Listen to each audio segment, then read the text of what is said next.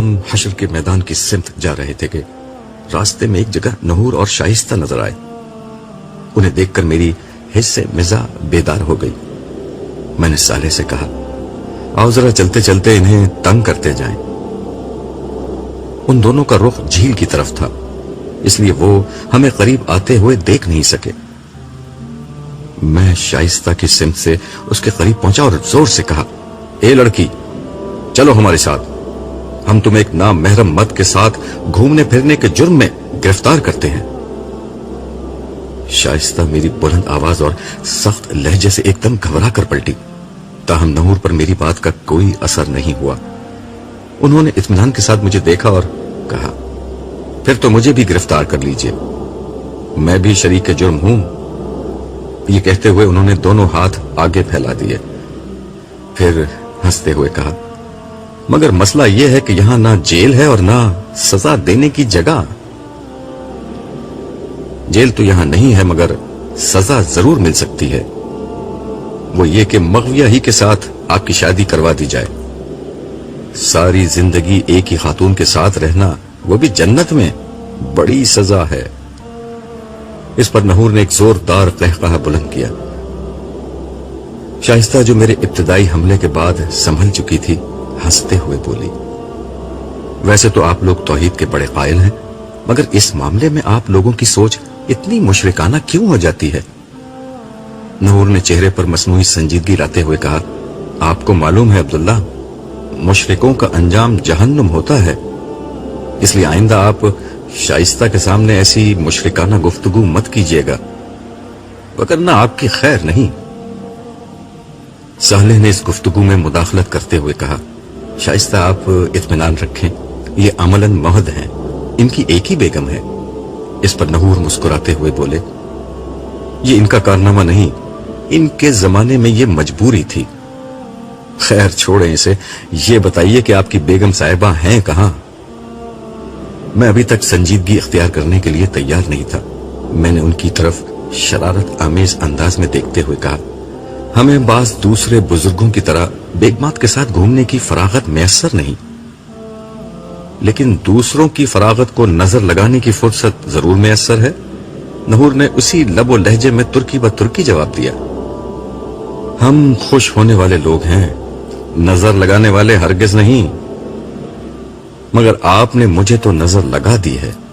پھر مزید وضاحت کرتے ہوئے بولے، میرے پیغمبر یرمیہ نبی کو شہادت کے لیے بلایا گیا ہے، میں چونکہ ان کا قریبی ساتھی تھا اس لیے میرا وہاں موجود ہونا ضروری ہے۔ یہ آخری بات کہتے ہوئے ان کے چہرے پر سنجیدگی آ گئی تھی۔ آپ جا رہے ہیں؟ شائستہ نے پوچھا۔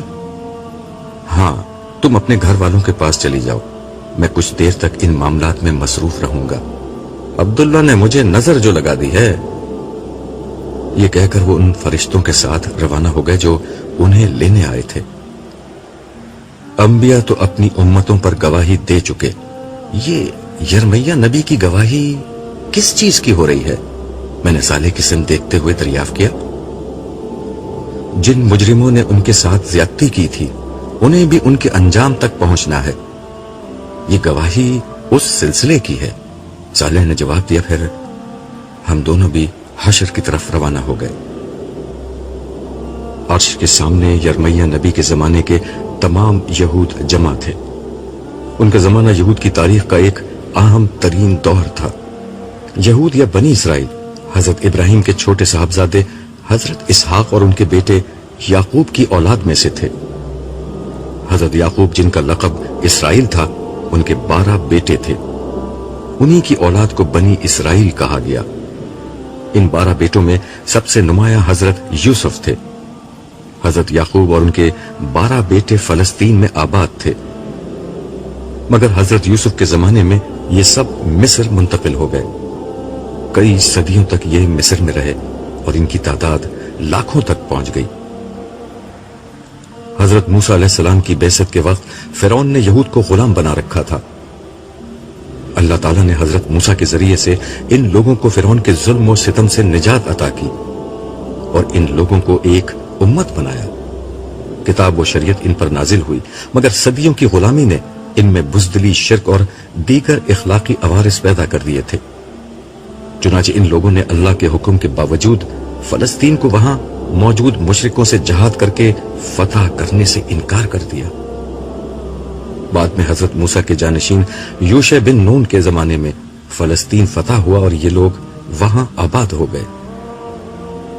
उसके बाद हजरत दाऊद अलैहिस्सलाम और हजरत सुलेमान अलैहिस्सलाम के जमाने में अल्लाह ताला ने इनको एक जबरदस्त हुकूमत अता की जिसका शोहरा दुनिया भर में था।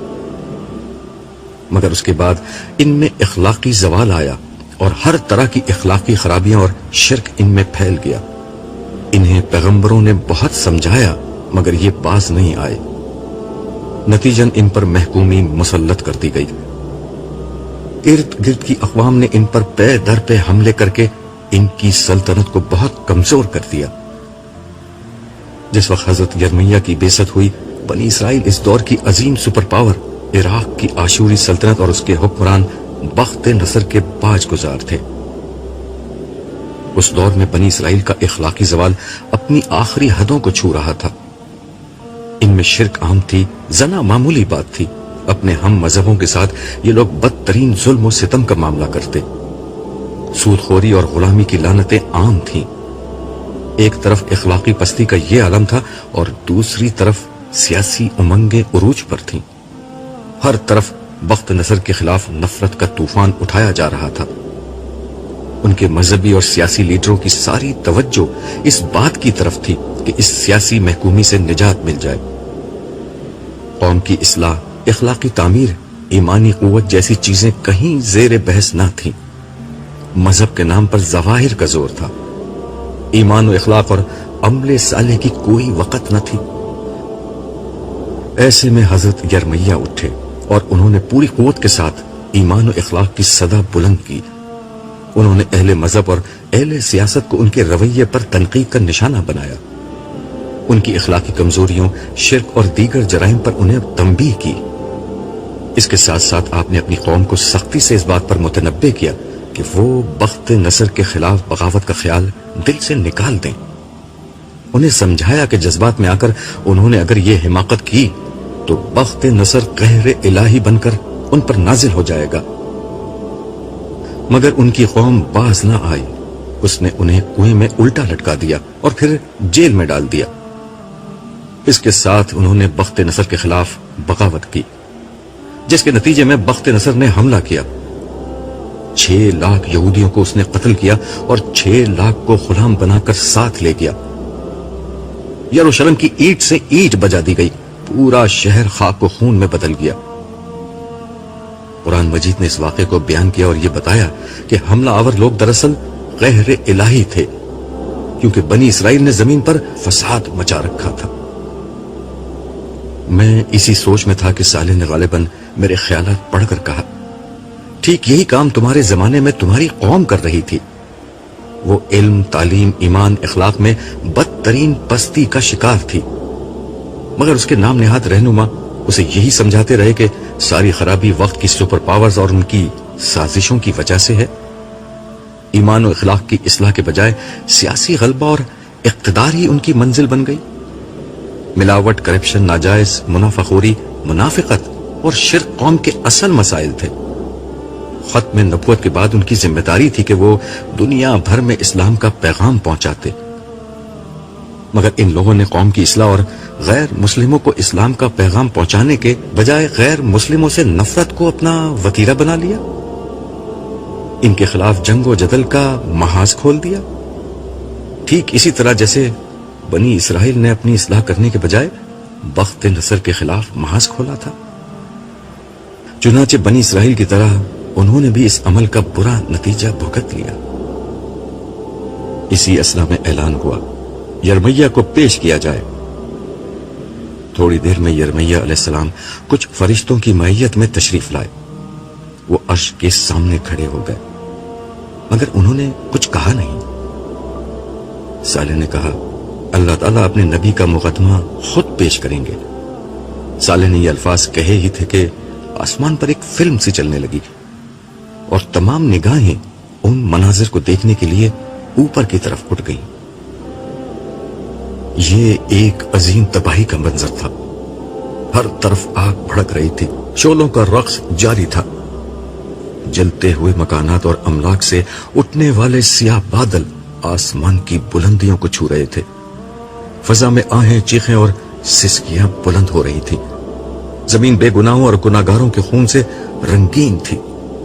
انسانوں کو بے دریغ مارا جا رہا تھا، گھروں کو لوٹا جا رہا تھا، خواتین کی ناموس گلی کوچوں میں پامال ہو رہی تھی. یروشلم کی گلیوں میں ہر طرف عراق کے طاقتور ترین حکمران بخت نصر کے فوجی دندناتے ہوئے پھر رہے تھے. ان کے سامنے ایک ہی مقصد تھا، بنی اسرائیل کے اس مقدس ترین شہر اور اس کے باسیوں کو تباہ و برباد کر کے رکھ دیں. اس افراتفری اور ہنگامے میں کچھ سپاہی ایک کمانڈر کے ہمراہ گھوڑوں پر سوار تیزی سے ایک سمت بڑھے جا رہے تھے. شہر کے کونے میں بنے جیل خانے کے قریب پہنچ کر وہ رکے اور اپنے گھوڑوں سے اتر کر کھڑے ہو گئے. ان کا کمانڈر آگے بڑھا اور جیل خانے میں موجود قیدیوں کی سمت دیکھتے ہوئے پکارا، تم میں سے یرمیہ کون ہے؟ اس بات کا کوئی جواب نہیں آیا، لیکن تمام قیدیوں کی نظریں ایک پنجرے کی طرف اٹھ گئیں، جہاں ایک قیدی کو پنجرے کے اندر انتہائی بے رحمی سے رسیوں سے جکڑ کر رکھا گیا تھا. کمانڈر کو اپنے سوال کا جواب مل گیا تھا. اس نے سپاہیوں کی سمت دیکھا. وہ تیزی سے آگے بڑھے، پنجرے کو کھولا اور یرمیہ نبی کو رسیوں کی قید سے رہائی دلائی. وہ اتنے نڈھال تھے کہ زمین پر گر پڑے. کمانڈر ان کی سمت پڑا. وہ ان کے سامنے پہنچ کر کھڑا ہو گیا اور نرمی سے کہا، یرمیہ تم ٹھیک تو ہو؟ قیدی نے دھیرے سے آنکھیں کھولی، مگر شدت ضعف سے ان کی آنکھیں پھر بند ہو گئیں. کمانڈر نے ان کی طرف دیکھتے ہوئے فخر کے ساتھ کہا، یرمیہ تمہاری پیش گوئی پوری ہو گئی. ہمارے بادشاہ بخت نصر شاہ عراق نے یروشلم کی اینٹ سے اینٹ بجا دی. آدھی آبادی قتل ہو چکی ہے اور آدھی آبادی کو ہم غلام بنا کر اپنے ساتھ لے جا رہے ہیں. مگر تمہارے لیے بادشاہ کا خصوصی حکم ہے کہ تمہیں کوئی نقصان نہ پہنچے. تم ایک سچے آدمی ہو. تم نے اپنی قوم کو بہت سمجھایا مگر وہ باز نہ آئی، اور اب اس نے اس کی سزا بھگت لی. یہ کہہ کر وہ پیچھے مڑا اور اپنے سپاہیوں کو حکم دیا، یرمیہ کو چھوڑ دو اور باقی قیدیوں کو قتل کر دو. اس کے بعد اس شہر کے آدمیوں کے لہو سے اپنی پیاس بجھاؤ اور ان کی عورتوں سے اپنے خون کی گرمی کو ٹھنڈا کرو. جو چیز ہاتھ آئے اسے لوٹ لو اور جو باقی بچے اسے آگ لگا دو. قیدیوں کو قتل کر دیا گیا اور سپاہی لوٹ مار کے لیے دوسری سمتوں میں نکل گئے. یرمیہ علیہ السلام پوری قوت مجتمع کر کے اٹھے اور پنجرے کی دیوار کا سہارا لے کر بیٹھ گئے. ان کی آنکھوں کے سامنے ان کا شہر جل رہا تھا. ان کے جسم کا جوڑ جوڑ دکھ رہا تھا، مگر اس سے کہیں زیادہ درد انہیں اپنی قوم کی ہلاکت کا تھا. پھر اسکرین پر ان کی زندگی اور ان کے دور کے کئی مناظر ایک ایک کر کے سامنے آنے لگے. وہ قوم کے اکابرین اور عوام کو سمجھا رہے تھے مگر ان کی بات کوئی نہیں سن رہا تھا. ان کی قوم عراق کے سپر پاور بادشاہ اور آشوریوں کے زبردست حکمران بخت نصر کے تابع تھی. سالانہ خراج بخت نصر کو بھیجنا ہی ان کی زندگی اور عافیت کا سبب تھا. اس غلامی کا سبب وہ اخلاقی پستی تھی جو قوم کے رگ و پہ میں سرایت کر گئی تھی. توحید کے رکھوالوں میں شرک عام تھا، زنا اور قمار بازی معمول تھی، بددیانتی اور اپنے لوگوں پر ظلم ان کا چلن تھا، جھوٹی قسمیں کھا کر مال بیچنا اور پڑوسیوں سے زیادتی کرنا ان کا معمول تھا. یہ لوگ بھاری سود پر قرض دیتے، جو مقروض قرض ادا نہ کر پاتا اس کے خاندان کو غلام بنا لیتے. علماء لوگوں کی اصلاح کرنے کے بجائے انہیں قومی فخر میں مبتلا کیے ہوئے تھے. ایمان، اخلاق اور شریعت کے بجائے ذبیحوں اور قربانیوں کو اصل دین سمجھ لیا گیا تھا. ان کے حکمران ظالم اور رشوت خور تھے. انصاف کے بجائے عیش و عشرت ان کا معمول تھا. مگر پوری قوم اس بات پر جمع تھی کہ ہمیں بخت نصر کی غلامی سے نکل کر بغاوت کر دینی چاہیے. حقیقت یہ تھی کہ ان پر خدا کا غضب تھا، مگر ان کو یہ بات بتانے کے بجائے قومی فخر اور سلیمان و داؤد کی عظمت رفتہ کے خواب دکھائے جا رہے تھے. انہیں امامت عالم کی دہائی دی جا رہی تھی، حالانکہ وہ بدترین ایمانی اور اخلاقی انحطاط کا شکار تھے۔ پھر اسکرین پر وہ منظر سامنے آیا جب یرمیہ علیہ السلام پر وحی آئی کہ اپنی قوم کی اصلاح کرو، انہیں سیاست سے نکال کر ہدایت کی طرف لاؤ۔ ایک دفعہ سچی خدا پرستی پیدا ہو گئی تو سیاست میں بھی تم ہی غالب ہوگے۔ انہیں حکم تھا کہ وہ شادی کر کے گھر بسانے کے بجائے قوم کو آنے والی تباہی سے خبردار کریں، مگر جب یرمیہ علیہ السلام یہ پیغام لے کر اٹھے تو ہر طرف سے ان کی مخالفت شروع ہو گئی۔ خدا کے اس نبی نے اپنے زمانے کے عوام و خاص، اہل مذہب اور اہل سیاست سب کو پکارا، مگر گنتی کے چند لوگوں کے سوا کسی نے ان کی بات نہ سنی۔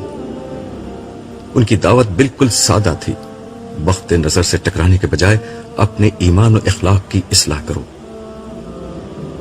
اسکرین پر سب سے زیادہ ڈرامائی منظر وہ تھا جب یرمیہ نبی بادشاہ کے دربار میں لکڑی کا جوا، ہل کا وہ حصہ جو جانوروں کو جوتنے کے لیے ان کے گلے پر ڈالا جاتا ہے، پہن کر پہنچ گئے تھے۔ یہ ان لوگوں کو سمجھانے کی آخری کوشش تھی کہ اس وقت تم پر لکڑی کا جوا ڈلا ہوا ہے، اسے توڑنے کی کوشش کرو گے تو لوہے کے جوے میں جکڑ دیے جاؤ گے۔ مگر درباریوں اور اہل علم نے ان کو وقت نظر کا ایجنٹ قرار دے دیا۔ بادشاہ نے آگے بڑھ کر لکڑی کا جوا تلوار سے کاٹ ڈالا۔ اس کے ساتھ ہی فیصلہ ہو گیا، اب ان کے گلے میں لوہے کی بیڑیاں ڈالی جائیں گی۔ اللہ کے اس نبی کو وقت نظر کا ایجنٹ قرار دے کر بطور سزا پہلے کنویں میں الٹا لٹکایا گیا اور پھر ایک پنجرے میں باندھ دیا گیا۔ وقت نظر کے خلاف بغاوت کر دی گئی۔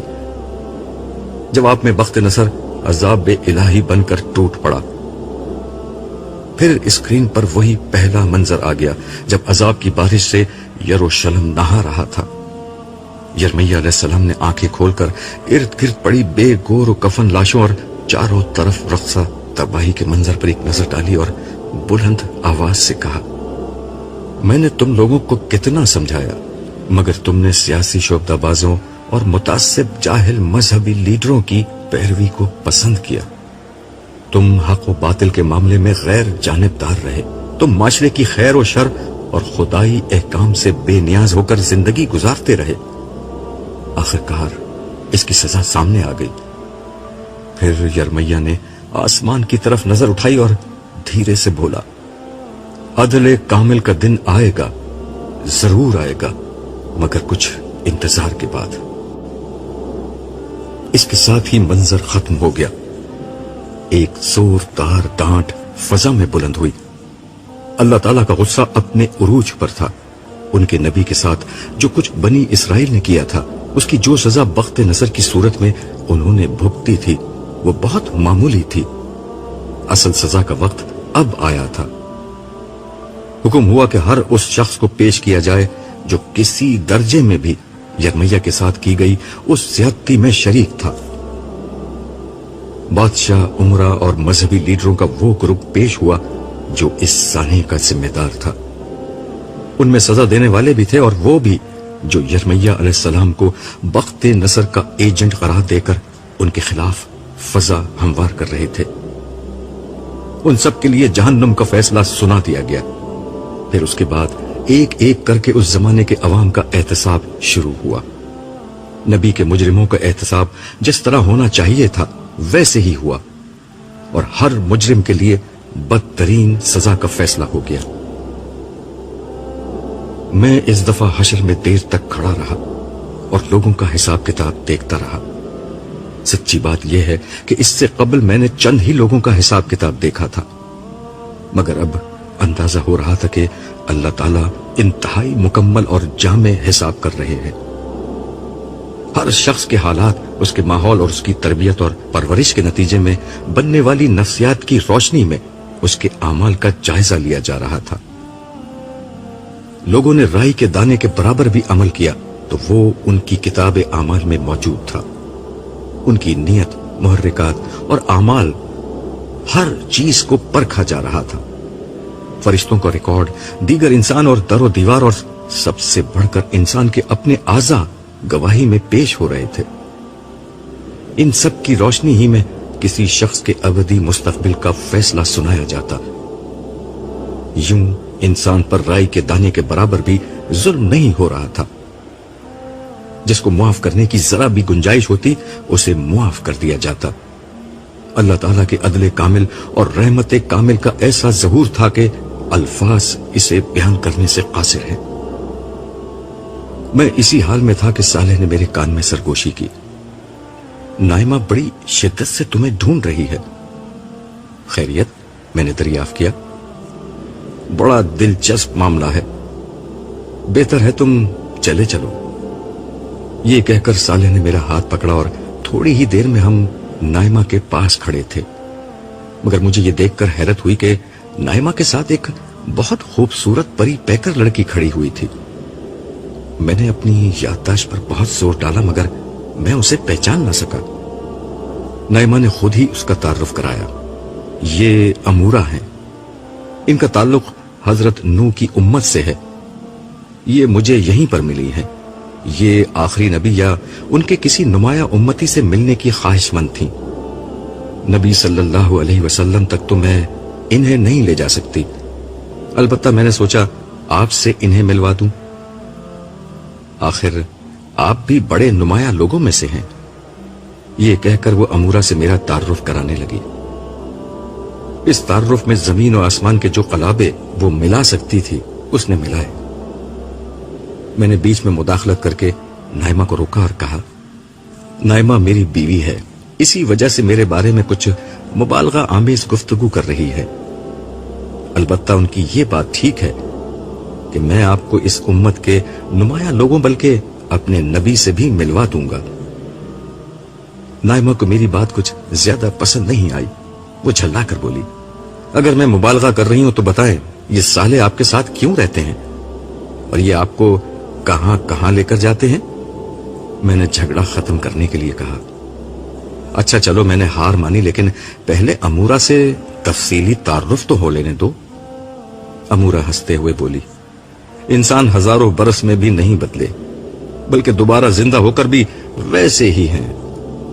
आप दोनों वैसे ही झगड़ा कर रहे हैं जैसे मेरे अम्मा अब्बा करते थे। इनके अम्मा अब्बा से भी मेरी मुलाकात हुई है, नाइमा बीच में बोली।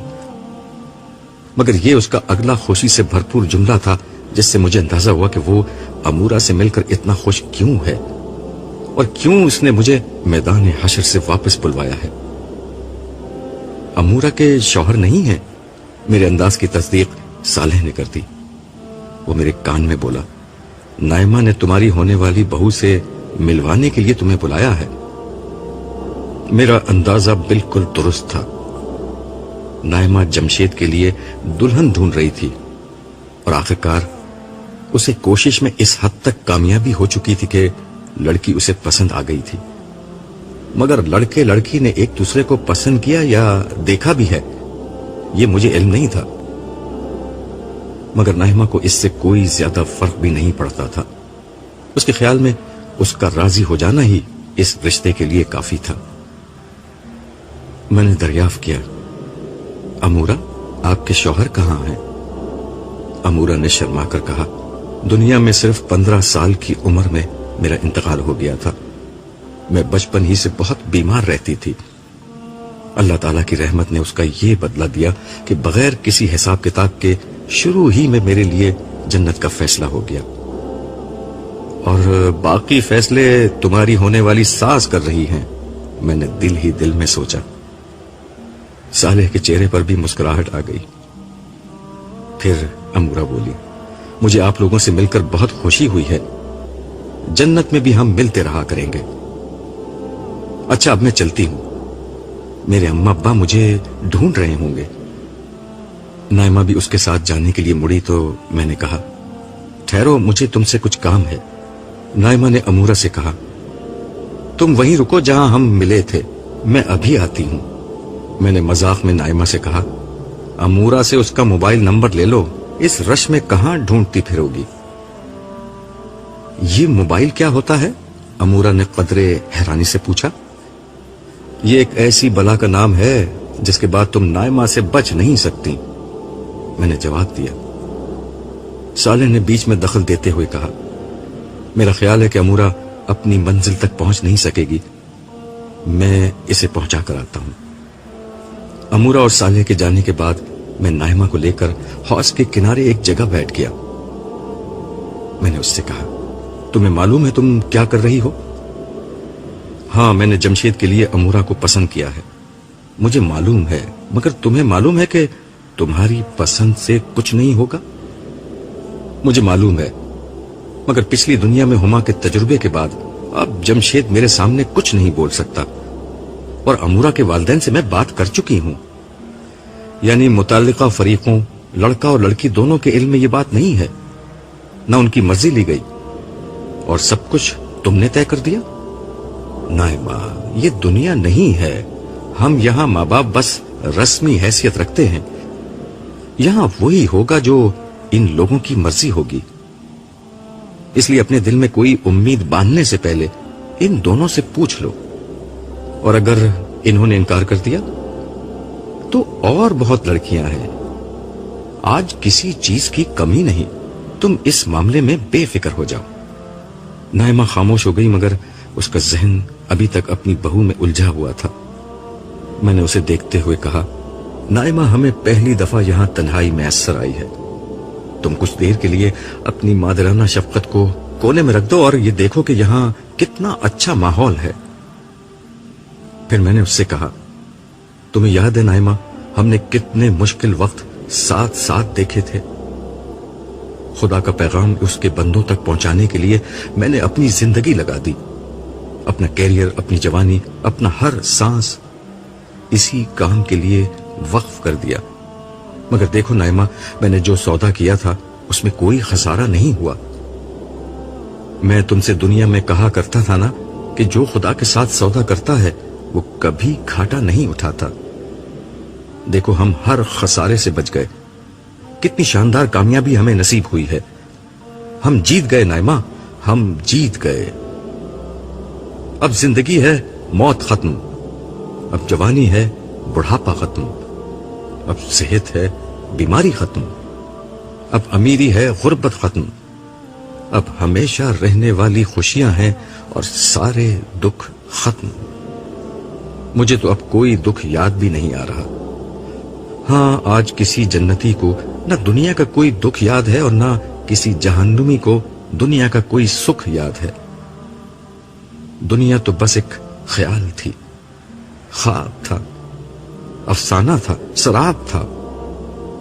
حقیقت تو اب شروع ہوئی ہے, زندگی تو اب شروع ہوئی ہے. ذرا سامنے دیکھیے, سما بدل رہا ہے. میں نے اس کے کہنے سے توجہ کی تو احساس ہوا کہ واقعی اب شام ڈھلنے کے بالکل قریب ہو چکی ہے. اب مغرب کے جھٹپٹے کا سا وقت ہو رہا تھا. مجھے احساس ہوا کہ یہ تبدیلی کسی اہم بات کا پیش خیمہ ہے.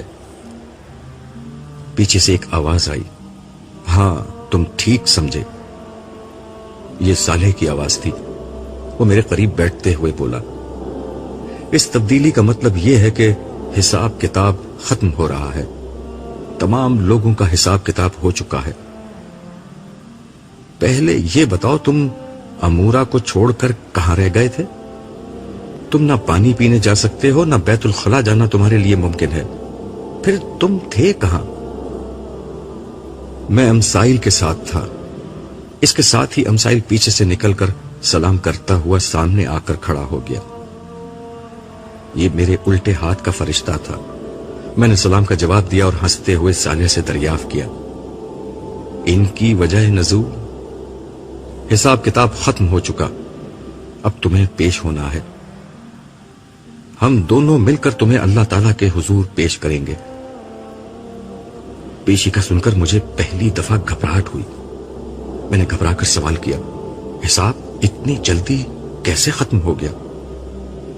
میں تمہیں پہلے بتا چکا ہوں کہ یہاں وقت بہت تیزی سے گزر رہا ہے اور حشر میں وقت بہت آہستہ.